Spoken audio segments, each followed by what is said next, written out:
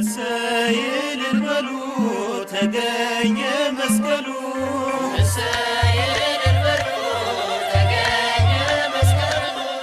ሰላም ጤና ይስጥልኝ እንዴት ናችሁ ለ2018 ዓመተ ምህረት የመስቀል በዓል እንኳን በሰላም አደረሳችሁ በዓሉ የደስታ የሰላም እንዲሆንላችሁ እንመኛለን እናንተንም እንኳን አደረሳችሁ እንኳን አብራ አደረሰን እንግዲህ በዚህ ዓመት መጀመሪያ በጣም ብዙ በየዓመቱ በጣም ብዙ የአደባባይ በዓላቶች አሉ ዓመቱን ስንጀምር ግን በመስቀል ነው የምንጀምረው አደባባይ ላይ ወጥተን በማክበር እነዚህን በዓላትን በተመለከተ በተለይ ታሪካዊ አመጣጣቸውን እና የተለያዩ በዓላቶች አሉ እነሱን እያነሳን ዛሬ ውይይት የምናደርገው ብሬ እንግዲህ እነዚህ አደባባይ በዓላት ምንድናቸው ወደሚለው ታሪካዊ አመጣጡን ወደ አንተ ልምጣ መሰለኝ በዓል ራሱ ምንድነው ኮሽ እንደዚህ ያግዘኝ እንጂ የትኛው በዓል እንላለን ከዛ አዎ እንግዲህ ሽሜ ትንሽ ጠቆም ያደርገው ጥሩ ነው በዓላት እንደተባለው የአደባባይ በዓል የሚለው እንግዲህ እንሄድበታለን በመሰረቱ ያው በዓል አከበረ በዓል ማክበር ክብር መስጠት ከሚለው ትርጉም የሚነሳ ነው ግን ሰፋ ያለ ሃይማኖታዊ በተለይ እንደ ክርስትና ሃይማኖት ሰፋ ያለ ትርጉምና መልክ አለው ባጭሩ ሰፋ አድርገን ተረጉመው ካል ስርዓት ባለው መንገድና ብዙ ህዝብን በማካተት አምልኮትን መፈጸም በሚል ሊጠቃለል ይችላል አክብሮት ወደዚያ እንትን ሊሆን ይችላል አምልኮት እርግጥ ሰፊ ሌሎችን ነገሮች ስለሚይዝ ከዚህ በበዓላት ከሚገለጹት ውጭ ያሉትን በሙሉ ስለሚይዝ እንወስደዋለን እንጂ ሄዶ እዛ ነው የሚጠቃለለው ማለት ነው እና የአደባባይ በዓላትም አሁን በሚሰጠው ትርጉም ነው እንጂ በእኛ ለምሳሌ እንደዚህ አይነት በዓላት ዑደት ይባላሉ እንግዲህ ምን ያህል ገላጭ እንደሆነ አላውቅም ዑደት በዛ ምን ማለት እንደሆነ ዑደታው ዑደ ዞረ ማለት ነው እንደዚህ በእንቅስቃሴ የሚከበሩ በዓላት ማለት ነው በእንቅስቃሴ እና ከዑደት ለምሳሌ ታቦት በኢትዮጵያ ትውፊት መሰረት ታቦት ከቤተ መቅደስ ይወጣል በርግጥ በኢትዮጵያ ብቻ አይደለም እንደኛ አይነት በራስ መሸከም ልብስ መጎናጸፊያ ጃንጥላዎች በእኛ መንገድ አይደረግ እንጂ ይሄ ታቦት የምንለው አይነት በሳጥን ሆኖ እንደዚህ በሚከፈቱ የሚዘጋ አይነት ሆኖ ሌሎችም አሏቸው የህንድ እና የግብጽ ፕሌን ነው እንደኛ ነው የሌሎቹ እንደ ሩሲያ ያሉት እንደ ሳጥን የሚከፈት የሚገጠም አይነት ሆኖ በእንደዚህ በዑደት ጊዜ እነሱም ያንቀሳቅሱታል የሌሎቹ ምናልባት የላቲኖቹ ከዛው ከመሰዊያው ጋር ግንኙነት ያለው ስለሆነ የአልታር ቴብል የሚሉት የዚህ የመሰዊያ ሳጥን ጋር ፊክስድ ነው ከስሩ እና ያስ ከሆነ ድረስ አሁን በእነሱም ማንም ሰው ገብቶ አሁን የነሱ ኦፕን ነው በአብዛኛው ክፍት ነው ግን እንደዛ አይነት ባለባቸው ጠረጴዛዎች አልታር ቴብሎች ላይ ማንም ሰው መጥቶ አክሰስ አያደርግም ልክ እንደኛ እንደ መንበር የተከበሩ ናቸው የኛ ሙቨብል የሆነው ከዚያ ውስጥ ሙቨብል የሆነው ፓርት ማለት ነው እና የራሱ ደግሞ እንትን አለው የኛ አጎበር ወይም እንትን እሱ ራሱን የቻለ ስለነዚህ አይደለም ማብራራት ምን ሄደው ግን ዑደት የሚለው ምንድነው ከዚያ ወጥቶ እንቅስቃሴ አድርጎ መመለስ ነው አንዳንድ ጊዜ በቤተክርስቲያኑ ዙሪያ ሊሆን ይችላል አንዳንድ ጊዜ የሆነ ኪሎ ሜትር ያህል ሂዶ መመለስ ሊሆን ይችላል አንዳንድ ጊዜ እንደ ጥምቀት አድሮ መመለስ ሊሆን ይችላል እንደ መስቀል ሄዶ ወጥቶ ዑደት አድርጎ ይመለሳል አሁን መስቀል እንደዚህ በንጉሳዊ ስርዓት በሚከበርበት አሁን በቀጠለው የኛ ንጉሱ ባለበት በጣም ብዙ አጥቢያዎች አድባራት ባሉበት በሚሆንበት ጊዜ ምናልባት በሂደትም አከባበሩ እየተጫነው ወደ ተለያየ መንገድ ቅርጹን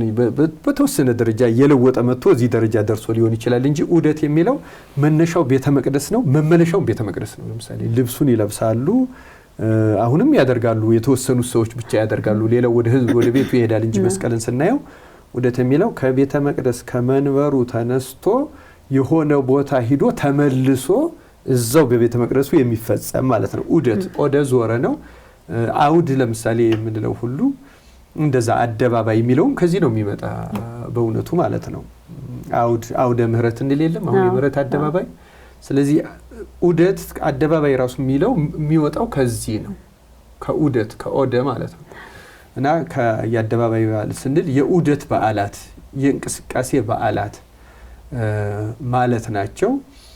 በአብዛኛው በዚህ ጉዳይ ላይ የጻፉ ሰዎች መነሻ የሚያደርጉት አንዳንዶቹ የእስራኤልን ከግብጽ መውጣት መጀመሪያ የሚያደርጉ አሉ። በአብዛኛው ግን በጣም መሰረታዊ ተደርጎ የሚወሰደው እስራኤል 40 ዓመት ጉዞውን ጨርሰው ልክ አሁን ጆርዳን የምንለውን ሀገር የዮርዳኖስን ወንዝ ተሻግረው ወደ ምዕራብ ወደ ከነአን ሲገቡ እዛ ከቆዩ በኋላ ኢያሪኮ ከተማን ሲወርሱ 7 ጊዜ ዙረዋታል በድምጽ ብቻና በድምጽ ከተማዋ ተነዳለች ምናምናለች። ሲዞሩ እንግዲህ እየጸለዩ ነው የሚዞሩት፣ ታቦታቸውን ይዘው ነው። ስለዚህ ከእግዚአብሔር ጋር የሚገናኙበትና ከእግዚአብሔር ጋር ሆነው ስራ የሚሰሩበት ማለት ነው። በአብዛኛው በጣም ተጠቃሽ የሚደረጉት ይሄ የኢያሪኮውና በኋላ ደግሞ ቅዱስ ዳዊት ታቦቷን ኢየሩሳሌም ከተማ ላይ ለመጀመሪያ ጊዜ ሲያስመጣት ይሄ ዳዊት የዘፈነበት የተለየ ቅርጽ ያለዛ ነው። አሁን በሀገራችንም ሆታ አለው። ታቦትም ሲወጣ እንደዚህ ባህላዊ የሆኑ መገለጫዎች አሉት በጣም ብዙ እና ያኛው መጽሐፍ ቅዱሳዊን ትውፊት የያዘ ነው። በአብዛኛው እነዚህ ሁለቱ ጎላ ብለው ከብሉይ ኪዳን ለዚህ ለዑደት ለአደባባይ በዓላት መነሻ ይደረጋሉ። ለአዲስ ኪዳን ደግሞ ሌሎች ጉልህ ሁለት አሉ እንደዚህ የሚጠቀሱ ማለት ነው። አንደኛው ከዚሁ ከመስቀሉ ጋር የሚገናኘው ነው። የመጀመሪያውና ዋናው የሚባለው ግን ጌታችን መድኃኒታችን ኢየሱስ ክርስቶስ ከመሰቀሉ በፊት ከቢታንያ ወደ ወይም ከኢየሩሳሌም ሲገባ ለፋሲካው በዓል እንግዲህ በአይሁድ ትውፊት መሰረት ሶስቱ አበይት በዓላት ከመላው እስራኤልና ከእስራኤልም ውጭ የተበተኑት ሁሉ ለሶስቱ አበይት በዓላት እስራኤል ቤተ መቅደስ ወዳለበት ኢየሩሳሌም እንዲመጡ ያዛል። ምናልባት ከተመልካቾቻችን ይህን ጉዳይ የማያውቅ ካለ አሁን በክርስቲያን ቤተ ክርስቲያናት ባለው መንፈስ አይደለም የዛ ጊዜ ቤተ መቅደስ ማለት በዓለም አንድ ብቻ ነው፣ አንድ ብቻ ነው፣ ኢየሩሳሌም ነው ያለው። ስለዚህ በመላው የእስራኤል ግዛቶች ቤተ መቅደስ የሚባል የለም። በኋላ ከባቢሎን ምርኮ በኋላ ይሄ ምኩራቦች የሚባሉ የተሰሩ አሉ እንጂ ቤተ መቅደሱ አንድ ነው። ስለዚህ ከ12 ዓመት በላይ የሆኑ ወንዶችና ሌሎችም ሰዎች ለዚህ በዓላት ይመጣሉ። ክርስቶስ በዚያ በሆሳዕና ዕለት በአህያና በውርንጭላዋ ላይ ተቀምጦ ሆሳዕና በአርያም እየተባለ ወደ ኢየሩሳሌም ሲገባ ከዚያ ከደብረ ዘይት ከቤተፋጌ አንስቶ ከደብረ ዘይት ተራራ አንስቶ ያን ቁልቁለቱን ወርዶ ወደ ላይ ወደ ኢየሩሳሌም ወደ ከተማዋ ሲመጣ ያ ሁሉ ህዝብ የመጣው እሱንም ዝናው የጎላ 3 ዓመት በማስተማሩ በተለይ ደግሞ ከተወሰኑ ቀናት በፊት አልዓዛርን ከ4 ቀን ሬሳ አስነስቶ ስለነበረ እሱን ለማየት የነበረውና ዘንባባ ቅጠል እየያዙ ልብሳቸውን እያነጠፉ በትልቅ ዝማሬ በእግዚአብሔር ስም የሚመጣ የተባረከ ነው እያሉ እየዘመሩ ተቀብለውታል። ይሄ ለክርስትና በኋላ ላለው ለክርስትና የአደባባይ በዓላት ወይም የዑደት በዓላት መነሻ ነው። ደግሞ የክርስቶስ ያደረገው ይሄ የመዳናችን ጉዞ ለመፈጸም ወደ መስቀል እየመጣ መሆኑን የሚያመለክት ነው። ወደ መስቀል እሱ ተሰቅሎ ሞቶ ዓለምን ወደሚያድንበት እየመጣ መሆኑን የሚያመለክት ነበረ። ከዚያ በኋላ ደግሞ በ7ኛው ክፍለ ዘመን በ627 ዓመተ ምህረት በ614 አካባቢ ፋርሶች ኢየሩሳሌምን ወግተው የሮማ ግዛት እየተዳከመ ስለነበረ የምስራቁ ሮማ በተለይ ቢዛንታይ የሚባለው በጣም እየተዳከመ ስለነበር እሱን አሸንፈው ኢየሩሳሌምን ይዘው መስቀሉን ማርከው ፋርስ ወይም ያሁኗ ኢራን አውርደውት ነበረ። ህርቃል ከዚህ የሰሜን አፍሪካ በተለይ ግብጽ ላይ የነበረው የሮማ ግዛት ገዥ ነበረ። በኋላ ሄዶ የሮማ ንጉስ ሆኖ ፋርስ ሄዶ ተዋግቶ ክርስቲያኖች መረርተውት መስቀሉን በ627 ዓመተ ምህረት ይዞ መጥቷል እና መስቀሉን ይዞ ሲመጣ ልክ አሁን የመስቀል በዓል መሰረት ምክንያት ከሆነው ጋር በሚገናኝ መንገድ ልክ ኢየሩሳሌም ሲገባ በዚህ እንግዲህ ከተማዋ አጥሮችና አጥር አላትና መግቢያ አላት አይደለም። እና አሁን በዓሉ ለምሳሌ የስቅለት ዕለት ይሄ የሚደረግበት ያ መስቀሉ ያኔ ህርቃል ይዞበት የገባበት መንገድ ነው። በዚያ ይህንን የመስቀል ተሸክሞ ይዞ መሄድ። ስለዚህ አሁን በእንግሊዝኛ ፕሮሴሽን ይሉታል። ፕሮሴሽን ማለት እንደዚህ መጾር፣ እኛ መጾር ነው የምንለው፣ ጾረ ተሸከመ ማለት ነው። እንደዚህ እንዲቀጥ አድርጎ መስቀልን ተሸክሞ ይዞ የመሄድ ማለት ነው። አሁን እኛ የቅዳሴ መስቀሎች የመጾር የሚባሉት እንደዚህ ተሸክመው የሚሸከም አላቸው አይደለም። በዛ ይዘው ይሄዳሉ። መስቀሉን እሱ ተሸክሞ ነው ይዞት የገባ ወደ ጎልጎታ፣ ወደዚያ ወደ ጥንታዊው ቤተክርስቲያን።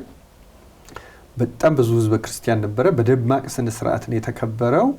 ከዚያ ጊዜ ጀምሮ ይሄ ጉዞና የበዓል አከባበሩ በጣም በዓለም ላይ የጎላ ሆኗል። እነዚህ መነሻዎች ናቸው። ግን እንደሚባለው በዑደት ይሄ ዑደት የሚባለው የአንድን ሰው አሁን ከግብጽ እስራኤል ከግብጽ መውጣታቸውን ወደ ከነዓን የሚወስዱት አንድ ሰው በዚህ ምድር የሚኖረው እንግዳ ሆኖ ነው የሚል አስተምሯል የክርስትና እና መጨረሻና መድረሳችን ከነአን ነው። ወደዛ የምንጓዝ መሆናችን የሚያመለክት ነው። ለዛ ነው የምንጓዘው፣ በህብረት ነው የምንጓዘው። ዑደትም ሲሆን አሁን በቤተ መቅደስ ዙሪያ ሲሆን በጋራ እንደዚህ እናደርገዋለን። የዚያ ምልክት ነው እና መነሻና መድረሻ ቤተ መቅደሱ ነው።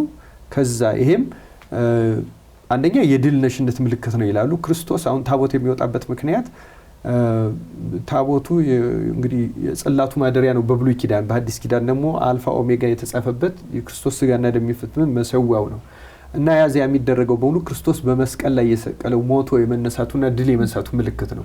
ስለዚህ ከታቦቱ የሚወጣበት ከመቅደሱ የሚወጣበት ምክንያት ክርስቶስ በመቃብር ሙትና መቃብርን ድል አድርጎ የመነሳቱ የመውጣቱና የአሸናፊነት ጉዞ የመጀመራችን። ምክንያቱም ትንሣኤ ማሸነፍ በክርስትና የሚጀምረው የመስቀሉ ድል አድራጊነት የሚጀምረው ከክርስቶስ ትንሣኤ ነው። በመስቀል ላይ ነው ጠላታችን ድል ያሸነፈው። የታወጀው ግን በትንሣኤው ስለሆነ ያንን የሚያመለክት ነው እና ውስጡ ባዶ መሆን አለበት። መቃብሩ ባዶ ነው የተገኘው። ክርስቶስ በተነሳ ጊዜ ሐዋርያቱ ሲመጡ መቃብሩን ባዶ ነው ያገኙት እና በዚህ መሰረታዊ ምክንያት አንድ ክርስቲያን ጉዞ በሙሉ የዑደት ነው የሚሉት። ወደ ተስፋይቱ ምድር ወደ ሰማይቷ ከነአን ወደ ኢየሩሳሌም የመጓዝ ነው። የሃይማኖት መምህራን የሚሉት እንደዛ ነው እና በጣም የሚያስገርመው ይሄ ዑደት በትልልቅ በዓላት እንደዚህ ብቻ ሳይሆን በሰው በአንድ ግለሰብ የክርስትና ሕይወት ራሱ 3 የማይቀሩ የዑደት ስነ ስርዓቶች አሉት። አንደኛው ሲጠመቅ ነው እና የሚጀምረው መንፈሳዊ ሕይወቱም በዑደት ነው የሚጀምረው፣ በአደባባይ ማለት ነው። መጠመቂያ ቦታውን አሁን ሲጠመቅ ልጅ እንደሆነ ያዞሩታል አይደል? ዲያቆናቱ ይዘው በዑደት ነው የሚጀምረው። ወደ ዞረ ነው የሚጀምረው። ሲሞት ደግሞ አስከሬኑ ቤተክርስቲያኑን በመዞር ነው የሚጨርሰው። በጋብቻ የሚኖር ከሆነ ደግሞ የጋብቻ ዕለት ከተክሊል ከፈጸመ በኋላ ወጥቶ ቤተክርስቲያኑ ቢያንስ እንደዚህ 3ቱ በአንድ ሰው ሕይወት ውስጥ መሰረታዊ ዑደቶች ናቸው እና በዑደት ጀምሮ በዑደት ነው የሚጨርሰው። በዚህ ጉዞ እና ሰዎች ሁሉ አብረው ማርቻር ይሸኛሉ። ጉዞ መሸኘት ነው። ያስገቡታል ወደ ቤተክርስቲያን በጥምቀት። በሞቱ ደግሞ ወደ ሰማይ መንግስት ወደ ገነት የሚሄዱ ዝማሬ መዋሲት እየተመራ በተለይ ይሄ ፍትሐት የሚባለው በአገር ቤት የነበረው ከቤቱ አንስቶ እስከ ቤተ ክርስቲያኑ ድረስ ዑደት ነው፣ የጋራ ዑደት ነው። ከበሮ ተይዞ መስቀል ተይዞ ጽና ተይዞ እና እነዚህ ዑደቶች በክርስትና እንደዚህ አይነት ነገሮች በጣም ትልቅ ቦታ አላቸው። ከዚህ የተነሳ ነው አሁን የትልቅ መሪዎች የምኖች ይሄ ወደ መቃብር ሲሄዱ አሸኛኘት አሁን የምናየው ሰልፍ ስነስርዓት በሙሉ የወጣው ከዚህ የክርስትና እሴት ነው በሙሉ የወጣው። ምክንያቱም የክርስቲያን ነገስታት በዚያ የነሱ ደግሞ ነገስታት ሲሆኑ ደረጃው ከፍ እያለ አሁን ክርስትናውን እንኳን አስወጥተውት ያ ስነስርዓት ቀጠለ ማለት ነው። አሁን የዓለም መሪዎች አንዱ ሲሞት እንግዲህ በአሜሪካን በሌሎቹም በእንግሊዝ ለምሳሌ ንግስቲቷ ስታርፍ እናያለን። አሁንም የመሪነት ሚናዋን ቸርች ኦፍ ኢንግላንድ እንደያዘች ነው የሚፈጸም። እንደዚህ ያለ ነገር ነው የሚደረገው። እንግዲህ በእኛም ቅርብ ጊዜ እንግዲህ የጠቅላይ ሚኒስትር መለስን አይተናል። በአገራችን በኦርቶዶክስ የነጋሶ ዶክተር ነጋሶ ጊዳዳን በመካነ ኢየሱስ አይተናል አይደለም? እንደዚህ አይነት ነገሮችን አይተናል እና እስከ ሞት ያለ ጉዳይን የሚያመለክትና ከሃይማኖት ጋር በጥብቅ ቁርኝነት ያለው ነው። ዓላማው ይሄ የሚደረግበት ዓላማ ከዚህ ውጭ በብዙ ምክንያት ይደረጋል። ይሄ ከጥንት ጀምሮ ማለት ነው። ለምሳሌ አሁን ቅድም አንስተናል የኢያሪኮን ስናየው ጸሎት እያደረጉ ርስታቸውን የመውረስ ጉዞ ነው አይደል ያደረጉት። ስለዚህ ሲያጠቃልሉት የሃይማኖት መምህራን እነዚህ የሚደረጉበት መሰረታዊ ዓላማ 2 ነው። አንደኛው ጸሎት፣ ልመና፣ ንስሐ፣ ይቅርታ እየጠየቁ ከእግዚአብሔር ጋር ታርቀው ወደ ተሻለ ህይወት ለማምራት ነው። ሁለተኛ ደግሞ እግዚአብሔር ላደረገላቸው የምስጋና የድል የዝማሬ ልክ በመስቀሉ እንዳደረጉት ነገር ነው። መሰረታዊ ዓላማዎቻቸው እነዚህ ናቸው። ባጭሩ ታሪካዊ ሁነቱና መጣጡ ይሄን ይመስላል። በጣም ጥሩ ነው። ያላየናቸው ነጥቦች አሁን 3ቱ ወደቶች እያየ ነው እንኳን ማንረዳው ነገር አለ ስለማናገናኘው፣ አሁን ግን በደንብ ይሄ ሙሉ እንትኑን እንድንረዳ ያደርጋል። ሽሜ ከሃይማኖታዊ ውጭ ደግሞ ሌሎችም በዓላት አሉ አይደለ? ከቤት ወጥተን የምናከብራቸውና እሱንም እስኪ አንተ ጨምረህ ብታነሳ። መልካም ነው። በላይ ሁሌ በየፕሮግራሞቻችን ላይ የሚያነሳው ነገር አለ። አንዳንድ ተግባራቱ ይፈጸማሉ፣ ግን ተግባራቱ የሚመሩበት መሰረታዊ እውቀት አብሮ ስላልተላለፈ እውቀቱ እዛ ቀርቷል። ለዛ ነው እያየን ግን አናየውም። በሂደት እንግዲህ ትርጉም መስጠቱ እያቆመ እንደውም አንዳንዱ ትርጉሙ በተቃራኒ ሁሉ ተገልብጦ ተግባሩ ግን እንዳለ ሊቀጥል ይችላል እና የዛ መሰረታዊ ችግር ነው እና በጣም ብዙ ኢንሳይት ነው ያው በዓላትን በተመለከተ ያገኘሁት እኔም ፐርሰናሊ እና እንግዲህ ያው የሃይማኖታዊ የአደባባይ በዓላት አሉ እንግዲህ ዑደት የምንላቸው ከዛ ውጪ ባህላዊ የሆኑም የአደባባይ በዓላቶች ይኖራሉ። እነዚህ ደግሞ በአደባባይ ወጥቶ የማክበሩ በክርስትናው እንዳለ ሆኖ በጣም ረጅም ተጉዞ ምን የማክበሩ እስልምናውም እምነት በሌሎችም አሉ እና ይሄ ድርጊቶቹ በባህላዊውም ይሁን ሃይማኖታዊውም ዋጋ ያላቸው መነሻ ያላቸው በዓላት በሚከበሩበት ጊዜ መሰረታዊ መነሻቸውን መልቀቅ የለባቸውም። አሁን ትላልቅ አደጋዎች ናቸው እንግዲህ የበለጠ በዝርዝር እንወያይባቸዋለን። በዓላት ቅርጻቸውን ቀይረው ትርጉማቸውን ለውጠው ነው አሁን እየተከበሩ ያሉት ብዙ በዓላት ሃይማኖታዊም ባህላዊም የሆኑት በዓላት ማለት ነው እና እሱ በጣም ጥንቃቄ ያስፈልገዋል። አሁን እንደ ሀገር የምንኮራባቸው ምናምን በዓላትን በዓለም አቀፍ ድርጅቶች ለማስመዝገብ ምናምን በጣም ብዙ እንቅስቃሴዎች እናደርጋለን። ሃይማኖታዊም ያልሆኑትን በዓላቶቻችንን ምናምን እና እንደ ትልቅ ድል እንደ ትልቅ ስኬት እናነሳቸዋለን። እውነት ነው ማለት ዓለም በሚሄድበት መሰረት መዝገብ ያለበት ነገር ተመዝግቦ ዓለም አቀፍ እውቅና ማግኘቱ ተገቢ ነው፣ ትልቅ ድል ነው። ያ ጥረት እንደሚደረገው ሁሉ ግን የበዓላቱን መሰረታዊ መነሻ ትውልዱ እየተረዳው እየተሸጋገረ እያደገ እንዲመጣ ማድረግ ግን ወሳኝ። በዓላቱ ዓለም አሁን ራሱ ካስመዘገብናቸው በኋላ ዓለም የመዘገበበት መንገድና በዓላቱ አሁን እየተከበረ ያለው መንገድ ምን ያህል ተናቦ እየሄደ ነው ራሱ እጠራጠራለሁ። ምክንያቱም አሁን ሁለት ትላልቅ አደጋዎች በዓላቶቻችን እየገጠማቸው ነው ያለው።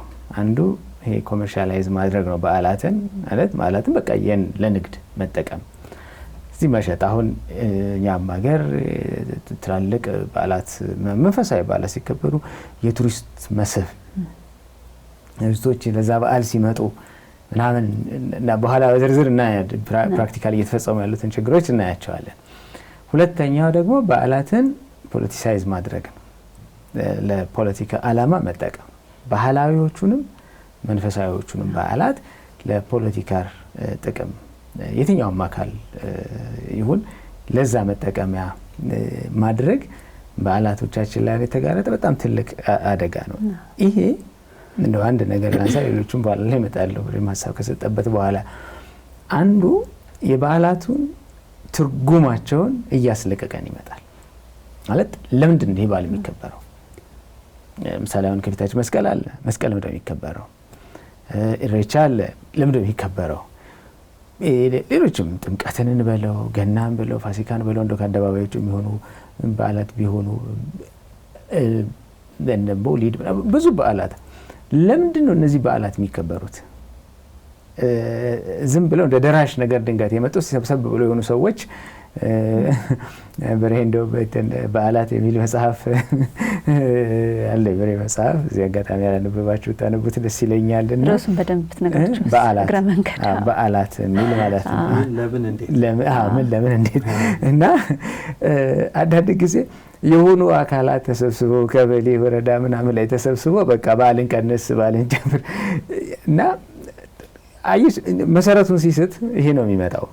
በዓላቱ ምንጫቸው ያልሆነው አካል ልቀንስ ልጨምር ይላል ማለት ነው። አከባበሩን ሊወስን ይሞክራል። በዚህ መልክ ነው መከበር ያለበት፣ እንዲህ ነው መሆን ያለበት።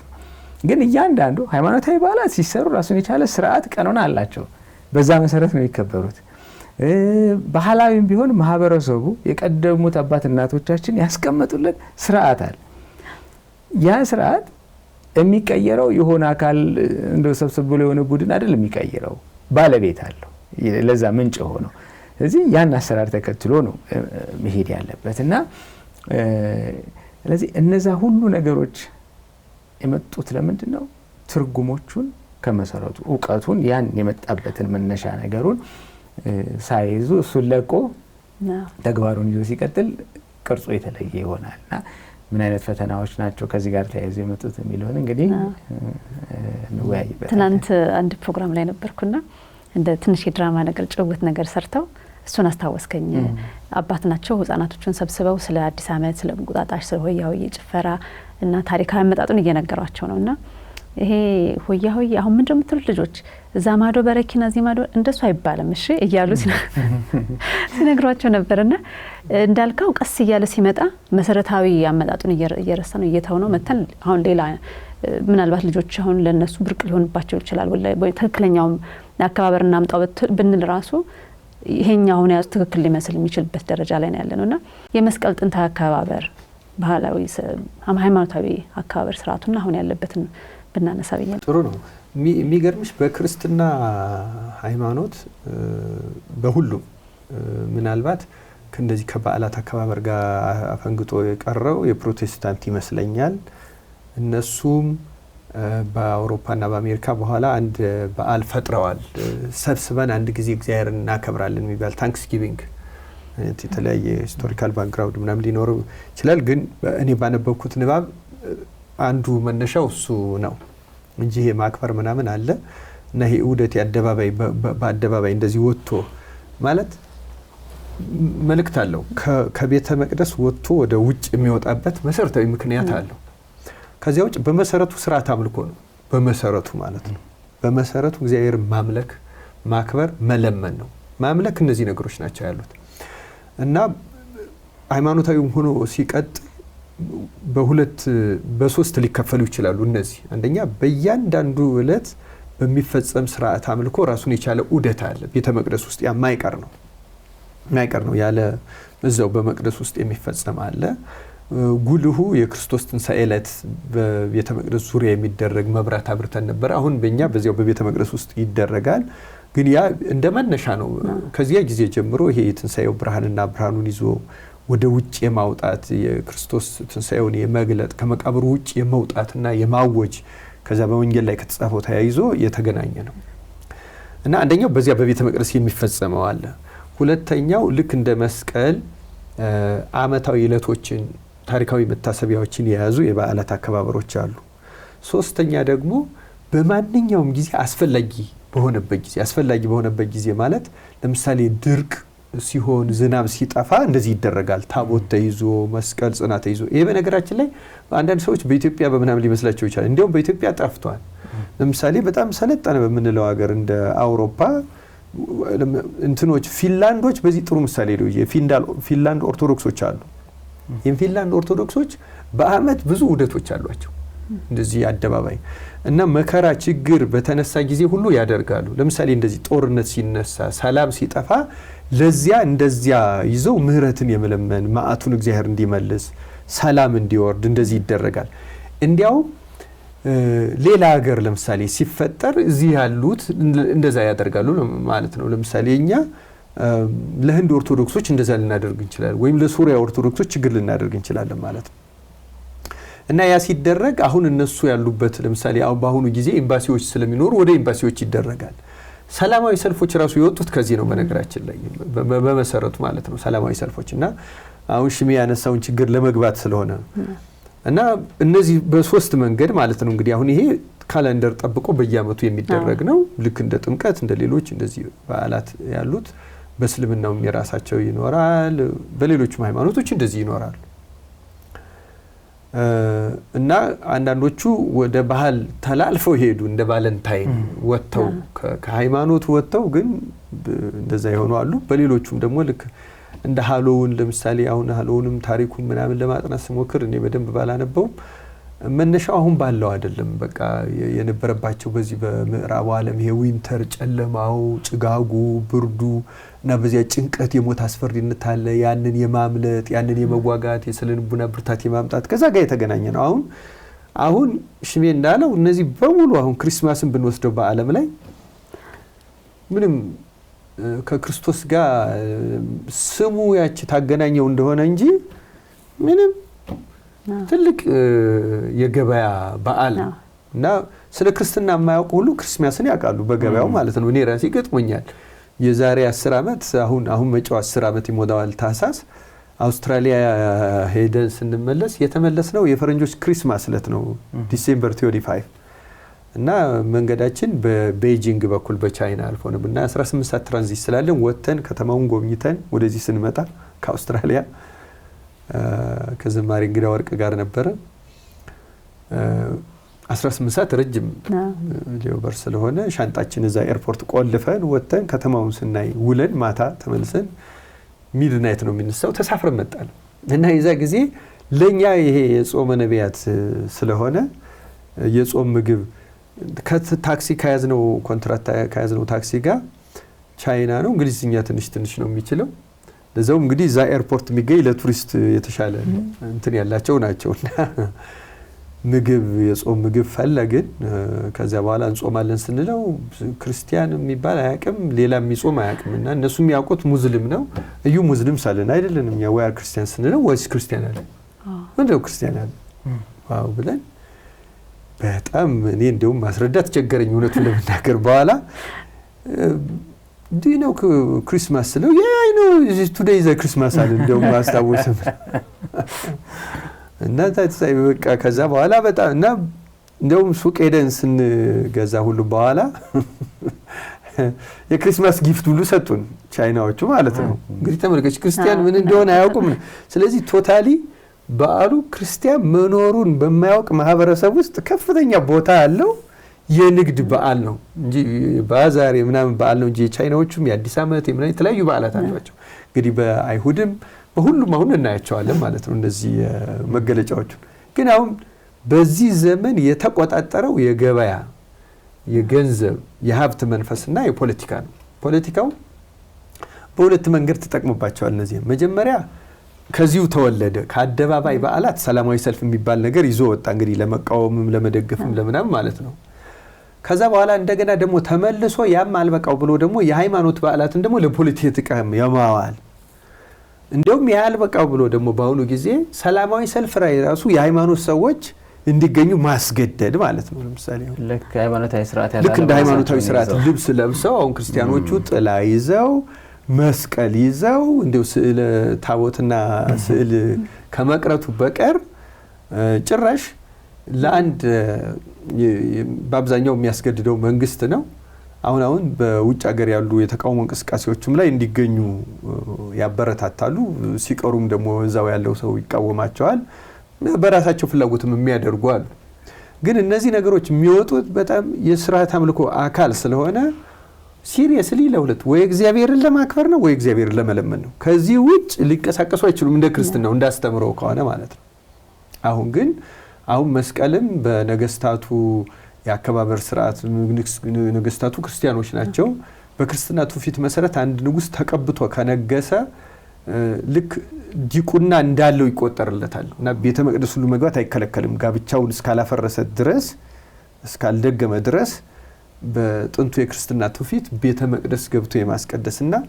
ልክ እንደ አንድ የክርስቲያን አገልጋይ በጎቹን እንደሚጠብቅ እንደረኛ ይቆጠራል ሚናቸው በጥንቱ ዘመን በጣም ትልቅ ነው የጳጳስ የፓትርያርክ ያህል ሚና ነው የነበራቸው በዚህ ምክንያት ያንን ለማድረግ ያለው ነገር ወደ ዘመናዊ ሲመጣ ዘመናዊው ፖለቲካ ያንን ከዛ የመጠቀምና ራሱን የመሸጥ አደረገው ስለዚህ የፖለቲካ መልእክቶች ሐሳቦች ይነሱ ጀመረ ደግሞ አማኞች በዚያው ልክ መደገፍ መቃወም መጮህ መረበሽ ሁሉ ምንም በበዓላት ሊኖር የማይገባቸው ነገሮች ሁሉ እንዲፈጠር ፖለቲካው ምክንያት ሆነ ማለት ነው እና በአሁኑ ጊዜ በተለይ በምዕራቡ ዓለም ምንም ማንኛውም በዓልን ተቆጣጣሪት ያለ የገበያ መንፈስ ነው ካፒታሊዝም ነው ምን እንደሚሸጡ ምን እንደሚያደርጉ ምን እና ኢኮኖሚው በሙሉ ኦልሞስት በከፍተኛው ደረጃ የሚያንቀሳቅሱት አሁን በተለይ ክሪስማስ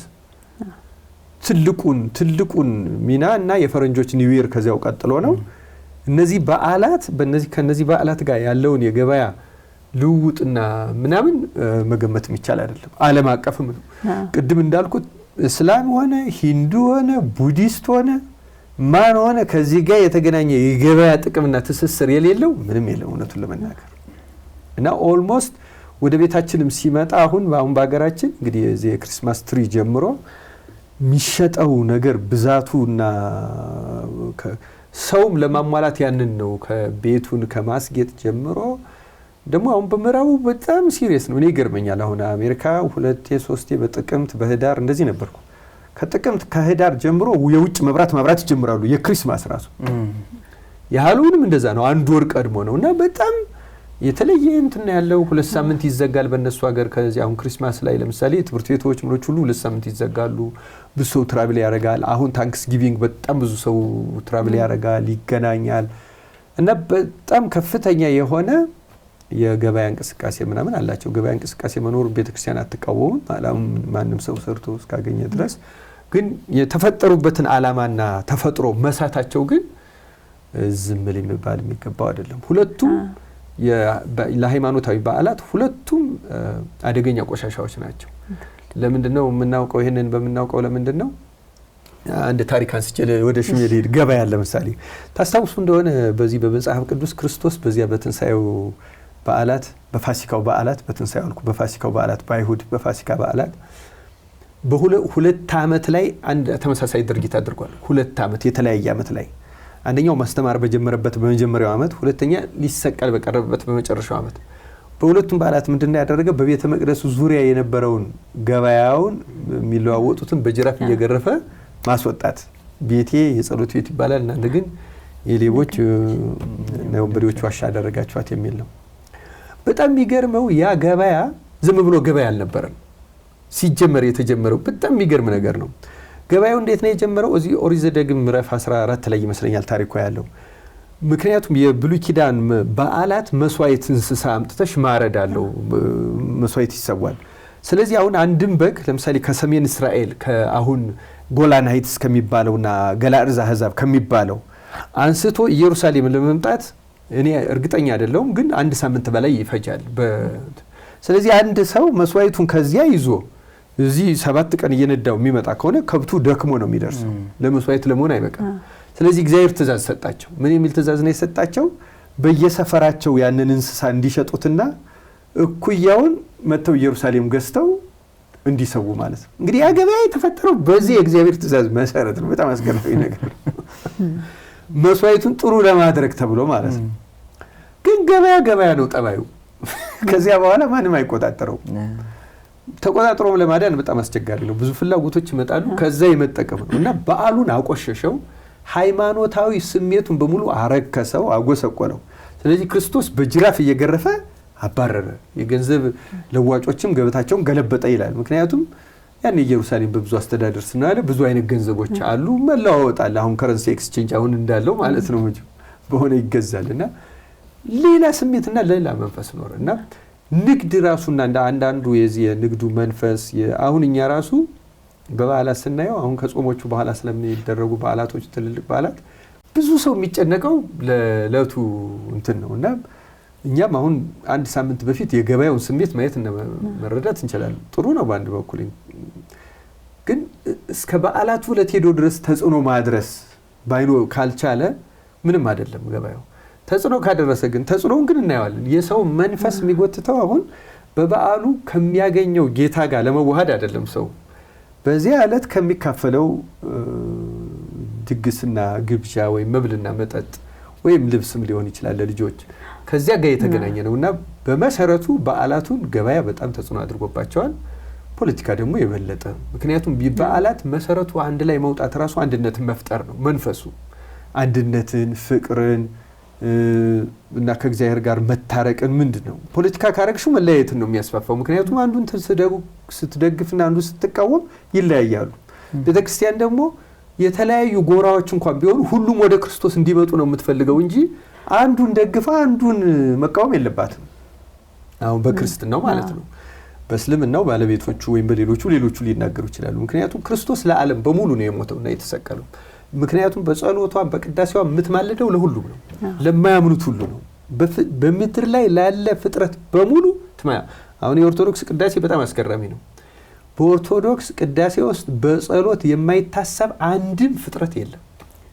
the entire ecosystem ነው ጸሎት የሚደረግለት በስም ይጠራል በስም አይጠራል የሚያምኑ ሰዎች ብቻ የሚነሱበት የጸሎት ክፍል አለ የማያምኑ ሰዎች የሚካተቱበት አለ ለምሳሌ መግቦ ጥበቃ ሲሆን የማያምኑት በሙሉ ሰላም እንዲሆኑ ነው የሚጸለይላቸው መሪዎች መኳንንቱ መሳፍንቱ ለእያንዳንዳቸው ሰላም እንዲሰጣቸው በያሉበት ያ ማለት የአእምሮ ሰላም ምክንያቱም አእምሮአቸው ሰላም ሲያጣ ነው ዓለምንም ሰላም የሚነሱት መሪዎች ስለዚህ ለመሪዎች ሰላም መጸለይ ማለት ሌላ አይደለም እግዚአብሔር በሚያውቃ ያደርጋል እነሱን ያውቃቸዋል የሚቀጣው መቅጣት የሚቀሰፈው መቅሰፍ የሚማረው መማር ልቡና የሚያገኘው መማር ያ እግዚአብሔር ስራ ክርስቶስ በመስቀል ላይ ግን ለዓለም ስለሆነ የማለደው ቤተክርስቲያን ስለ ሁሉም ነው የምትማለደው ምንም የምታገለው ፍጥረት የላትም ለአማኞች ደግሞ የተለየ ጸሎት አለ በስም ራሱ ተጠርተው የሚጸለይላቸው አሉ ስማቸው እየተነሳ በተለይ ኦስሉስ ቅዱስ የሚባል ጸሎት ላይ ስማቸው እንዲጠራ ራሱ በዛው መጽሐፍ ቅዳሴው ያዛል እዚያ ላይ እና እንደዚህ መታሰቢያ የተለየ የሚደረግላቸው ማለት ነው ቅዳሴ ሲገባ ጀምሮ ዋናው ይሄን ያነሳውበት ምክንያት ምንድነው ዓላማው እነዚህ በዓላት በሙሉ ፍጥረቱን ሁሉ ወደ እግዚአብሔር የመሰብሰብ እና እንትኑ ራሱ ጥንታዊ ታሪኩ አሁን በመስቀልና በመሰሰሉት የአደባባይ በዓላት ክርስቲያኖች ያልሆኑ ሁሉ ቢሳተፉ ይፈቅድላቸዋል ምክንያቱም ክርስቶስን ይዞ የመውጣት ነው ወደ ዓለም ነው የወጣው ክርስቶስና እሱን የማገናኘት የማሳወቅ መልእክት ስለሆነ በዚያ ጊዜ አሁን በጥምቀትን በምንም ሰዎች መተው ጆይም ያደርጉ አይከለከሉ ለሁሉም ነው ክርስቶስ ያን ያደረገው በሚል ማለት ነው እና መልእክቱ የአንድነት ነው የፍቅር የሰላም ይሄንን ወይ ላለው ችግር ምልጃ የማቅረቢያ ላደረገልን አክብሮት የማቅረቢያ እነዚህ ናቸው መሰረታዊ ዓላማዎቹ እነዚህ ናቸው እና ሌሎች ጥቅሞችና ፕሮቶኮሎች የፖለቲካ ፍላጎቶች ዝመቶች ይሄ ባያዝድነስ ማስተናገጃ መሆን የለባቸው ተቃውሞም ድጋፍም ይሄ የበዓላቱ መሪዎች የሃይማኖቱ መሪዎች ብቻ አይደለም ህዝቡን ሁሉ የሚመለከት ነው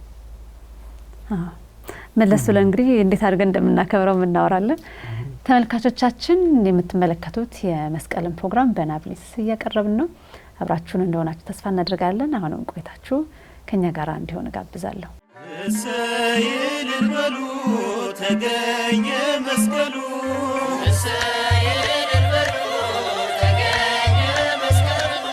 ተመልካቾቻችን እንግዲህ የመስቀልን በዓል ምክንያት በማድረግ ይሄን ፕሮግራም እናዘጋጀው ሁላችሁም መልካም መስቀል በዓል እንዲሆንላችሁ እንመኛለን አሁንም ቆይታችሁ ከኛ ጋር እንዲሆንና ጠቃሚ ቁም ነገሮች እንድታገኙ ጋብዛችኋለሁ እንግዲህ ወደ አካባቢያችን እንምጣ አይደለ እነዚህ ሁሉ ታሪካዊ ይዘቶች እና ጥቅሞችን ይዘን በእነዚህ በሁለት ነገሮች ደግሞ በንግዱም በፖለቲካም ደግሞ ተወሰደ የተነጠቀ ነገርና ልናጣው የማይገባ ነገር አለ ከበዓላቱ እንዴት አድርገን እናክብራቸው ያጣነውስ ነገር ደግሞ ከሱን ምን ጨምረው ነገር ካለሽ እነዚህን በዓላት ስናከብር ወደ ዋናው ነገራችን ለመመለስ በፖለቲካውም በንግዱም ተወሰዱብን ነገሮች ይኖራሉና ከሱ ምን ጨምረው ነገርም ካለ በያስብ በጣም ብዙ ነቃብሎ ማየት የሚጠይቁን ነገሮች አሉ ለቅድምም በየተቆም ለማድረግ እንደሞከረው አሁን መንፈሳዊ በዓላት መሰረታቸው መንፈሳዊ ነገር ነው ትልቁ ነገር ከፈጣሪ ጋር መገናኘት በልመናም በመስጋናም መገናኘት ነው ስለዚህ ያንዳንዱ የሚካሄደው ስርዓት የሚኖሩት የቃላት ልውውጦች ሁሉ ነገሮች የሚተላለፉት መልእክቶች ይሄንን ኮኔክሽን የሚፈጥሩ መሆን አለባቸው አሁን ፖለቲካዊ ሲሆኑ ፖለቲካዊ ሲደረጉ አንዳንዶቹ የመንግስትን አላማ እቅድ ኢቨን ሪዮት ዓለምናን ማስተላለፊያ ይሆናሉ እዚህ ቃል እግዚአብሔር ለነገር የሚገባበት መድረክ ላይ የተለያዩ መንግስት ባለስልጣናትም ኢቨን የሃይማኖት አባቶችም ሳይቀሩ የሚያስተላልፉት መልእክት በቃ ያ ዋናው የበዓሉን አስኳል ሳይሆን ሌላ መልእክት ሆኖ ይታይ ስለዚህ የፖለቲካዊ መልእክቶች ማስተላለፊያ መድረክ ይሆናል ማለት ነው ሰው ሄዶዛ ጋር አምልከነ ማመስገነ ምናልባት መዝሙሮቹና እኮ ስርዓቶቹ ቋል ይኖራሉ ግን እሱ ዋናው ነገር እሱ ይወጣሉ ቀደም ያለው ዋና ሰዓቴ በሚዲያ ፕራይም ታይም የምንለው ምናምን የሚሰጠው ለሌላው ጉዳይ ነውና ከዛ በኋላ በተረፈው ጊዜ አይነት ይሆናሉ አንለስ እነዚህ ዝማሬዎቹና የመሳሰሉት መንፈሳዊ ስነ ስርዓቶቹ በሊቃውንቱ የሚካሄዱት ነገሮች እነሱ ስርዓታቸውን ወጋቸውን ጠብቀው እዛው ይካሄዳሉ። ግን ከመድረክ ላይ የሚተላለፉት መልእክቶች ብዙ ነገሮችን ስተው ነው የምናየው።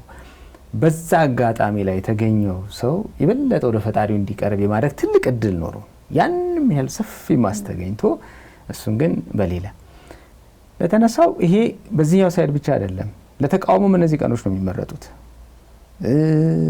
ስጋቱ በቃ ማለት ሌላ አይነት እንግዲህ የሄድኩት ለምንድን ነው ላከብር እንግዲህ አንዳንዴ የመጣንበት ቅዱስ መጽሐፍ ላይ ምን ልታዩ መጣችሁ እንደተባለው ምን ላይ ነው የሄድኩት? ምን ፈልጌ ነው የሄድኩት? ምን ለማክበር? እንግዲህ በዓልን ዲፋይን ሲደረግ ማክበር በጣም ትርጉም ተሰጠ ነው ያለው እና ምን ላከብር ነው የሄድኩት? ያንን ትሩ ሚኒንጉን ያጣል። እንደገና ነገር ተነስቷል። አሁን ሳንታ ክላውስን ማቅ የገና አባት ደግሞ ተብሎ ኢትዮጵያዊ ቨርዥን ተሰጥቶት ይሄን ማያቅ የለም። ግን ቅዱስ ኒቆላውስን የሚያውቅ ምን ያህል ሰው አለ? ሳንታ ክላውስ ብሎ ያንን ቀይ እንትን የለበሰ ጺማም ሰው ለብሶ ሁሉ መንገድ ላይ የሚሄድ በጣም ብዙ ሰው አለ። እሱን የሚያውቅ ግን ለዚህ መነሻ እንኳን የነበረውን ዋናውን ቅዱስ ግን ባያውቅ በጣም ብዙ ሰው ከዛ ገናን የበዓሉን ባለቤት የትንሳኤን በዓል ምክንያት በማድረግ ልዩ የሆነ እንትን ተዘጋጅቷል ይባላል። ባዘር የሙዚቃ ኮንሰርት ምናምን ማለት ነገር ሌሊቱን በዛ መልክ አሳልፋለሁ ማለት ምን ለማክበር? ትንሳኤን ለማክበር። ትንሳኤ ግን ምንድን ነው? ምን የሆነበት ምን የተከሰተበት በዓል ነው። ያ በዓል ለማስታወስ አይደለ? ለማሰብ፣ ለማመስገን፣ በረከት ለማግኘት ለዚህ ሁሉ ደስታ በዓላት ደስታን ያመጣሉ። እውነት ነው። ግን ደስታው መንፈሳዊ ደስታ ነው። ስሜታዊ ይሄ ኢሞሽናል ስለሆነው ሃፒነስ አይደለም የምናወራው፣ ስፒሪቹዋል ስለሆነ ደስታ ነው በመንፈሳዊ በዓላት ውስጥ የሚወራው እና ይሄን የማያመጣበት ቦታ ላይ ይዋላል ማለት ነው። አንዳንድ ጊዜ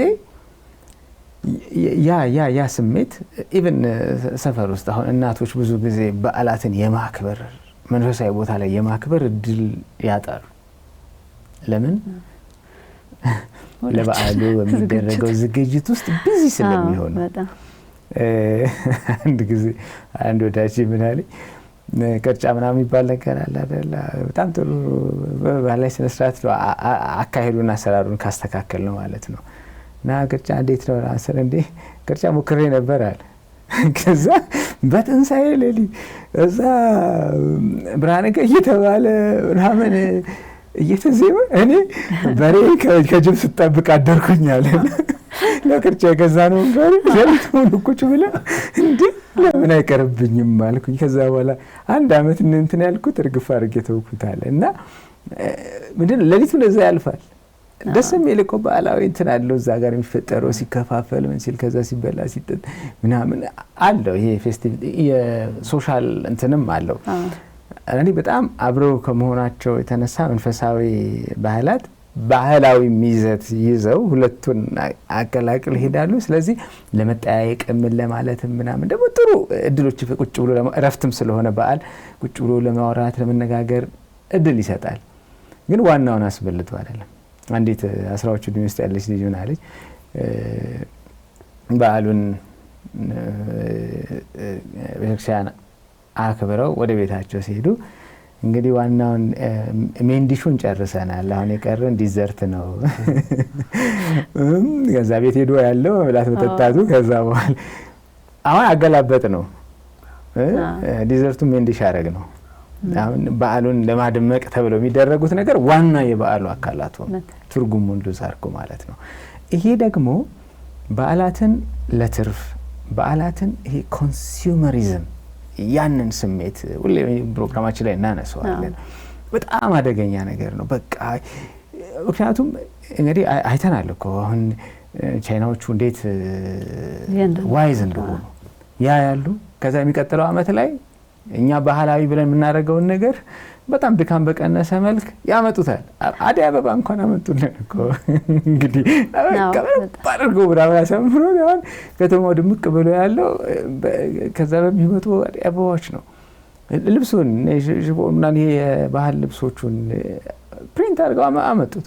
ኤቭሪቲንግ አሁን በቃ ይሄ ለኮመርሻል ፐርፐዝ በደንብ አድርገው ነው እነሱ የተጠቀሙት። እኛ ደግሞ ኮንሱመሪዝም በደንብ አድርገው ስለሞላን በቃ እንጠቀማለን።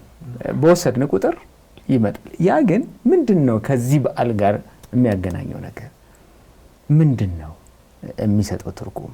እንግዲህ እና እነዚህ አሁን መንፈሳዊ በዓላት መንፈሳዊ ትርጉሞቹን እያሰጠ ይሄዳል። ከዛ ውጭ አክባሪው ላይ ራሱ የሚፈጥረው ፖለቲሳይዝ ሲደረግ በዓላት መፈራት ጀምሮ አሁን ብዙ ሰው የአደባባይ በዓል ይፈራል። ምን ይሆን ምን ይፈጠር ይሆን? ለምን ወይ ሰው ወይ በተቃውሞ ኃይል በኩል የሆነ ነገር ሊነሳ ይችላል እዚህ በዓል ላይ። ስለዚህ መውጣት ባህላዊውም ይሁን ሃይማኖታዊም በዓል ይሁን አደባባይ መውጣት መፍራት ጀመር። አንዱ ትልቁ ነገር። ስለዚህ በዓላቱ ሊከበሩበት በሚገባው ልክ ሰው ወጥቶ ባለው ፍላጎት ልክ እንዳያከብር እየተገደበ፣ ሁለተኛው ነገር ጭንቀት ምንጭ እየሆኑ መጡ። ይሄ ተከታዩ ነገር ዋና ስለሆነ አሁን በዓል በደረሰ ቁጥር ምን አድርጌ እንዴት አድርጌ በበዓል ምድር ይኸው በቃ እንዶ ለዶሮ እንኳን እንትን ሳልል ልጆቼ ምናምን አዲስ ልብስ በቃ የበዓሉ ትርጉም እና የምንጨነቅበት ኤሪያ ተለያየ። ስለዚህ አክባሪውን ራሱ ማስጨነቅና ውጥረት ውስጥ መክተት ጀመረ። ይህ በጣም አደገኛ ነገር። ስለዚህ የሃይማኖት በዓላት ሃይማኖታዊ ቅርጻቸውን እንደያዙ ዋና ግባቸው ነው ሰፊውን ሰዓት ፈጣሪን ማመስገኑ፣ የእሱን ቃል መስማቱ፣ በቃ አምልኮ እሱ ነገር ዋናውን ዶሚኔት የሚያደርገውን ሰዓት ፕሮቶኮሉ ያንተን ለቱሪስት የሚሰጠው ቦታና ለአማኙ የሚሰጠው ቦታ እኩል አይደለም። ጥምቀት ላይ ደመራ ላይ ማለት ዋና ሊያመልክ የመጣው ሰው እኮ ወደዛ ገብቶ በቃ እንትን እንደ ኢቨንት ለማየት የሚመጣው ሰው ለምን ከቱሪዝም ከምናምን ከማንጻር ነው የሚታሰበና አምልኮቱ እየተገፋ ግን እንደ ሴሌብሬሽን እንደ አንድ ፐብሊክ ኢቨንት ለማየት የሚመጣው አካል የበለጠ እድል። ስለዚህ ትሩ ሴንሱን መመለስ አለብን። ስለዚህ ከትርጉማቸው እናገናኛቸው፣ ትርጉማቸውን እንኑረው። ባህላዊም የሆኑት ደግሞ ባህላዊ ቅርጻቸውን ጠብቀው ከበር ቢችሉ በዓላት ከምርም መንፈሳዊዎቹ ትልቅ በረከት የምናገኝባቸው ከፈጣሪያችን ጋር የበለጠ የምንገናኝባቸው፣ ባህላዊ የሆኑት በዓላት ደግሞ የበለጠ አገራዊ ስሜታችንን እርስ በርስ እንደ ማህበረሰብ እያስተሳሰሩን የሚሄዱ ይሆናሉ ብዬ ነው ማስበው። እውነት ነው። ብሬ እንዴት አድርገን አሁን እንግዲህ መስቀልን እያከበርን ነው። ዛሬ የሚሰሙት ዛሬ ያልሆነ ደግሞ የሚቀጥለው ዓመት የምንጠቀምበት ነው እና እንዲያውም እንትን አሁን በእኛ ሀገር ራሱ ያለውን ስናየው አሁን በሌላ ሀገር ብዙዎቹ ወይ ጠፍተዋል፣ የተጠበቁት ደግሞ ያው መንፈሳዊ ይዘታቸው እንዳሉ አሉ፣ የጠፉበት ሀገር አለ ምናምን። እንዲያውም እኔም ቅድም ሽሜ ባነሳው ይሄ በዓላት ምን ለምን እንዴት እንግዲህ ከ23 ዓመት በፊት የተጻፈ መጽሐፍ ስለሆነ ብዙ መሻሻል ይገባው ነበር። ማለት ሪቫይዝድ ኤዲሽን ይፈልግ ነበረ፣ ግን በብዙ ምክንያት ያልተደረገ። ግን ስቲል መጽሐፉ ላይ ብዙ ሊረዱ የሚችሉ በዚህ ጉዳይ ላይ እንደው ደንበኛ ንባብ ላልጀመረ ሰው ማስጀመሪያ የሚሆኑ ጉዳዮች አሉት እና አሁን ብዙ ሰው አሁን ስለ በዓላትም ሲነሳ በእኛ ሀገር ብቻ ያለ ምናምን የሚመስለው ስላለ ማለት እንደውም በአውሮፓ በጣም ከዛ እንደውም በአውሮፓ በመካከለኛው ክፍለ ዘመን ለምሳሌ ዓለማዊ የሆኑ የሚባሉ ድርጊቶች ሁሉ ይከለከሉ ነበር። ለምሳሌ ፈረስ ጉግስ፣ ግልቢያ፣ ዋዋና ሰው ሞር አቴንሽን ወደ አምልኮቱ እንዲሆን ማለት ነው። በጣም እንደዚህ መዝናኛዊ ጠባይ ያላቸው በብዛት በህግ ሁሉ በመንግስት ህግ ሁሉ ይከለከሉ ነበር። ጥብቅና ይደረግለት ነበር ማለት ነው። ያን መንፈሳዊ ዓላማውን እንደጠበቀ እንዲፈጽም ኢቭን እያንዳንዷ ተራዋ ሰንበት ሰንዴ። በነገራችን ላይ ሰንበት አሁን በእኛ ሀገር ገበያ ሆኗል አይደለም? በጣም አስገራሚ ነገር ነው። በጣም የሚገርመው አሁን ለምሳሌ አውሮፓ በአብዛኛው ፕሮቴስታንት ወስዶታል አይደለም? አሁን ጀርመን ዋናው እነ ሉተር የተነሱበት የፕሮቴስታንት ሀገር ነው። ግን እነሱ የበዓላትን ሁኔታ እንኳን እንደዚህ አልለወጡም ነበረ እስካሁን ድረስ። በሰንበት ቀን አሁን እንግሊዝ ለንደን ሁሉ ሲሄድ ማለት ነው እኔ አሁን ሞደርን ሞሎች በዚህ በቅርብ ጊዜ እሁድ መከፈት ምናምን የጀመሩ አሉ እንጂ የለም። አውሮፓ በነገራችን ላይ እስከ ቅርብ ፕሮቴስታንት ዶሚኔት ባደረገበት አካባቢ እንኳን ሰንዴይ የሚባል ማርኬት የለም ሲጀመር ማለት ነው። አሁን በጣም እንግዲህ ተመልከች ሊበራሊዝም ከፍተኛ ደረጃ ደርሶ ሃይማኖቶቹ ኦልሞስት ጠፍተው አንዳንዶቹ የሃይማኖት ተቋማት ቢልዲንጋቸውን እየሸጡና ወደ ሌላ ነገር ኮንቨርት እያደረገ እንደዚህ ሁሉ እያደረገ እንኳን የበዓላቱን አከባበር የተመለከተው ባህል እስካሁን የቀጠለባቸው ናቸው። እኔ ራሴ አሁን ባለፈው አሁን በዚህ ክረምት ነሐሴ እንግሊዝ ሀገር ነበርኩ ለንደን እዛ ትልቅ ከተማ 500 ዓመት የሆነው ከተማ በጣም ብዙ ዜጋ ብዙ አይነት እንትን ያለበት ማለት ነው። እሁድ ቀን አሁን በዚህ በአጭር ጊዜ ውስጥ መከፈት የጀመሩ ሞሎች አሉ። ግን ያም ሆኖ አሁን እንደሌላው ቀን እሁድና ቅዳሜ ማታ ድረስ በፍጹም አይሰሩም። እነሱ በጊዜ ነው የሚዘጉት። በጣም ሌት ከሆነ 6 PM በእኛ 12 ሰዓት ላይ ዝግ ነው ሁሉ ነገር። አስገራሚ ነገር ነው በነገራችን ላይ። እንደውም ጀርመን የዛሬ ስንት ዓመት አንድ ጓደኛችን የገጠመው ምንድነው የሆነ ነገር ፈልጎ ወደዚህ ወደ ፍላይት እኮ ሊሄድ ሲል ነውና የሆነ ነገር ፈልጋለሁ ሲል አታገኝም አለ ሆቴሉ። ጀርመን ያለ ሊበራል ሶሳይቲ ያለበት ማለት ነው። እንግዲህ በግልባጩ እንደኛ ሀገር ሃይማኖታዊና በጣም ወግ አጥባቂ ማህበረሰብ በሚባልበት ውስጥ ግን ብዙ ጉዳቶች ደርሰውበታል። በአብዛኛው የኛ እንደውም ችግር ፖለቲካዊ ነው ማለት ይቻላል። እውነት ለመናገር እንደውም ፖለቲካው አሁን እኔ እስከሚመስለኝና እስከሚገባኝ ድረስ ፖለቲከኞቹ ራሱ ፖለቲካን በአግባቡ መውሰድ ወይም መምራት ስላልቻሉ ወይም ደግሞ በሐሳብ ሰዎች መሰብሰብ ስላልቻሉ የተሰበሰበ ህዝብ ላይ መጥቼ ካልተናገርኩ የሚል በሽታ አዳብረዋል ማለት ይቻላል።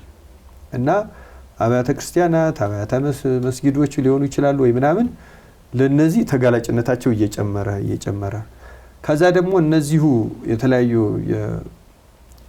በሃይማኖትም ደግሞ አንዳንድ ፈንገጥ ያሉ ሰዎች ደግሞ የፖለቲካም ስልጣን ሲይዙ ደግሞ በዓላቱን የፉክክርና የዚህ የመበሻሸቂያ ማለት ይቻላል። አሁን ለምሳሌ አሁን በክርስትና መስቀል እንደዚህ የሚሆን ከሆነ ሌላው ይሄን ለመብለጥ መጣሩ እንደዚህ አይነት ማለት ነው። እና አሸንዳ መውሰድ እንችላለን። አሁን አሸንዳን ክልሎች ሁሉ ይጣሉበት ጀምረዋል። ወይም የክልል ፖለቲከኞች ማለት ነው የኔ ነው ሁሉ እስከ ማለት መነሻው የክርስትና ነው የጋራ ነው። በአንዳንዱ አካባቢ በጣም ደክሞ ሊሆን ይችላል፣ በአንዳንዱ የተሻለ ተጠብቆ ሊሆን ይችላል። ምንም ችግር የለውም የትኛውም አካባቢ ቢኖር እኮ። ግን ፖለቲካው በጣም ከፍተኛ እንትን ከመጫወቱ የተነሳ በጀት መድቦ ምናምን ሁሉ የሚያደርገው ለሃይማኖቱ ዓላማ አይደለም። ያኔ እና ፖለቲካው በጣም ብዙ እጁን ቢሰበስብ እንዴት ጥሩ ነበር በእውነቱ ራሳቸው ሆነው እንዲኖሩ ከእግዚአብሔር ጋር። አሁን ሃይማኖተኞቹ ራሳቸው በየአካባቢው ያለው ያንን ለአካባቢው አድሎና ዝመት ስለያዘ ከእግዚአብሔር ጋር መገናኘቱን ትቶ ያን የፖለቲካ ጉዳይ ወደ ማስፈጸም ሄደና እና አሁን ኢሬቻ አለ እንግዲህ እነዚህ ሁሉ ሌሎቹ እንደ ሃይማኖታቸው እንደ ስርዓታቸው መከበራቸው ምንም ችግር የለበት። ግን የፖለቲካ መንፈስ እየተጫናቸው ሲመጣ መበሻሸቅ መፎካከር ሲመጣ ለአንድነት ዓላማ የሚውሉት ወደ ግጭት እያመሩ ሊሄዱ ይችላሉ ማለት ነው። እና ሽሜ እንዳለው ቅድምም በመሰረቱ የሃይማኖት በዓላት መንፈሳዊ በዓላት እንደዚያ ነው። መንግስታት የራሳቸው ስነ ስርዓት አላቸው፣ አቅም አላቸው፣ ካድሬ አላቸው፣ አስተዳደር አላቸው። በዛ ሰብስበው የተለየ አሁን ልክ በኮሚኒስቶቹ ዓለም እንደሚደረጉት ይሄ የሰልፍ ስነ ስርዓት እና ምናምን እንደዛ እኮ ማድረግ ይችላሉ። ምንም ከልካይ የላቸውም። ለራሳቸው በሚመጥ መንገድ እዛ ሚዲያው በእጃቸው እንጂ አሁን ሽሜ እንዳለው ለምሳሌ ቅድም እኔም እንዳልኩት ሌሎች ሰዎች ሁሉ በበዓሉ መምጣታቸው ምንም ችግር የለውም፣ ቦታ መሰጣታቸው ምንም ችግር የለውም። ግን እነሱ ስለ በዓላችንና ስለ ዓላማው ትንሽ እንዲያውቁ ቤተክርስቲያኗ ማድረግ አለበት። ለምሳሌ እስላሙም በራሱ በዓል ሌላውም እንደዛ ማድረግ አለበት። ግን ፖለቲከኞች ሲገቡ መበሻሸቂያ ያደርጉትና ሌላ መልክ ይዞ እንዲመጣ ይደረጋል። የበዓላቱ መፈጸሚያ ቦታዎች ሁሉ የግጭት ቦታዎች እንዲደረጉ ይደረጋል። እንደዚህ ይደረጋል እና ይሄንን በመሰረቱ ጠባቂዎች መሆን ያለባቸው የሃይማኖቱ መሪዎች ናቸው። ከሃይማኖታዊ ዓላማ ውጭ ምንም እንዳይስተናገድበት መጠበቅ ይገባቸዋል። በበዓል ተገኝተው የመንግስት አካላት መልእክት ቢያስተላልፉ ችግር የለብኝም። መልእክታቸው ግን ሰላማዊና ሃይማኖታዊ ብቻ መሆን አለበት። የዚያ ሃይማኖትም ሰዎች መሆን አለባቸው። እውነቱን ለመናገር ካልሆነ ትርጉም የለው፣ ምንም ትርጉም የለው። እያበላሸውም የመጣ ያ ነው። አሁን የተለየ ስሜት አሁን በዓላቱ እንዲፈራ ያደረገው ቅድም ሽቤ እንዳለው የፖለቲከኞች ወሰን አልባ ጣልቃ ገብነት። በነገራችን ላይ እኔ እንዲያውም መልእክት አድርገው እንዲወስዱት የምፈልገው ነገር አለኝ። በእግዚአብሔር ይተዋቸዋል እነዚህ ነገሮች። ከዚያ በኋላ እንደ በዓላት አይቆጠሩም። ቅድም እንዳለው ኮመርሻል ሆነው ይቀራሉ። የንግድ እና የሌላ ዓላማ መገለጫዎች ይሆናሉ። አሁን በዚህ በመጽሐፍ ቅዱስ ይህን የሚያመለክቱ ነገሮች ተጠቅመዋል። አይሁድ አሁን በኋላ ሃይማኖታዊ እና መንፈሳዊ ዓላማውን እየረሱ ለዛው የነሱን ዓላማ አሁን ለምሳሌ በእነሱም ክርስቶስ ሲሰቀል ጲላጦስ ብሏቸዋል፣ በበዓላችሁ አንድ ሰው እንድንፈልታላችሁ ልማድ አለን ፍቱ ምናምን አላይላቸዋል። ፖለቲካ ስራ ይሰሩበታል፣ አትሊስት እስረኛ ይፈቱበታል። እስካሁን የጲላጦስ ትውፊት ቀጥሏል በብዙ ሀገሮች ይመስለኛል አይደል? እንደዚህ ይደረጋል እንግዲህ። እና ዋናው ነገር ግን ምንድነው መጽሐፍ ቅዱስ ላይ ስናየው ለምሳሌ የፋሲካው በዓላቸው በጣም የከበረ ነው። የዳስ በዓል አለ ምን አለ እና መጽሐፍ ቅዱስ ላይ መጀመሪያዎቹ አካባቢ ስለ በዓሉ ሲናገር የእግዚአብሔር ፋሲካ እንደዚህ እያለ ነው የሚገልጸው። ክርስቶስ በመጣ ጊዜ ግን በዓሉ ተቀይሮ ፖለቲካልና ኮመርሻል ስለሆነ የእግዚአብሔር ፋሲካ የሚለው ቀርቶ የአይሁድ ፋሲካ ሆነ ይላሉ። እና የአዲስ ኪዳን ሊቃውንት ይህን ሲያብራሩ ክርስቶስ እግዚአብሔር ስለተወው ነው። ምክንያቱም ሰዎች ከሃይማኖታዊ ዓላማው አስወጥተው ፖለቲካዊና ገበያዊ አድርገውታል። ገበያተኞችን ገርፏል፣ በጅራፍ እንደዚህ ያባረዋል። ግን አንድም ጊዜ አሁን ዮሐንስ ወንጌል ላይ ተደጋግሞ ተገልጿል። አንድም ጊዜ የእግዚአብሔር በዓል አልተባለም። ያ በዓል አስገራሚ ነገር አንድም ቦታ ላይ የሚለው የአይሁድ ነው። የእግዚአብሔር በዓል ወደ ማህበረሰቡ ወደሚፈልገው ወደዛ አሁን የኛም በዓላት ከእግዚአብሔር በዓልነት እየወጡ ወደ ፖለቲካ በዓልነት በጣም ብዙ ምዕራፍ ሄደዋል ማለት ይቻላል። እና መመለስ አለባቸው። መገናኛውም ከእግዚአብሔር ጋር መሆን አለበት። እግዚአብሔራዊ መልእክታቸውን መንፈሳዊ መልእክታቸውን ማስተላለፍ ያለባቸው። ያ ለህዝብም ሰላም ያወርዳል፣ ፍቅርንም ያመጣል። ምክንያቱም ሰው ሃይማኖታዊ በዓል ሲያከር በትህትና ነው የሚሄደው፣ እግዚአብሔርን ለመስማት ነው የሚሄደው፣ ለመታዘዝ ነው የሚሄደው። አሁን ቅድም ሽሜ እንዳለው ጭራሽ የሚደረግባቸውን ጫና ለመቋቋም ይሄዳሉ። ምክንያቱም መንግስት ራሱ ጫናውን ለማድረግ በዛ ይሄዳል። እና አሁን በጣም እንዳይቀር የተለመደ ሆኖ ነው እንጂ ያይጥና የድመት ሆኗል ማለት ይቻላል በእውነት ለመናገር ማለት ነው። እና ማኒፌስቴሽኖቹም መገለጫዎቹም ብዙ ነገር እየተዛባባቸው ናቸው። እና በዚሁ አጋጣሚ የምናሳስበው በዓላት ወደ ተፈጠሩበት መንፈሳዊ ተፈጥሮ መመለስ አለባቸው የሚል ምንም ጥያቄ የለውም። ሽሜት ጨምራል። ይሄው ነው እንግዲህ መስቀልን እያከበርን መስቀል ከየት መጣ እንዴት ነው ማክበር ያለብን? ትክክለኛውን የበዓሉን ይዘት ሳንለቅደው ማክበራችን ጥቅሙ ለኛ ነው። ከዛ ደግሞ ያን በትክክል ለልጆቻችን ማስተላለፍ እንችላለን። በያላችሁበት መልካም የመስቀል በዓል እንዲሆንላችሁ እንመኛለን። ሰላም ነው። እሰይ እልል በሉ ተገኘ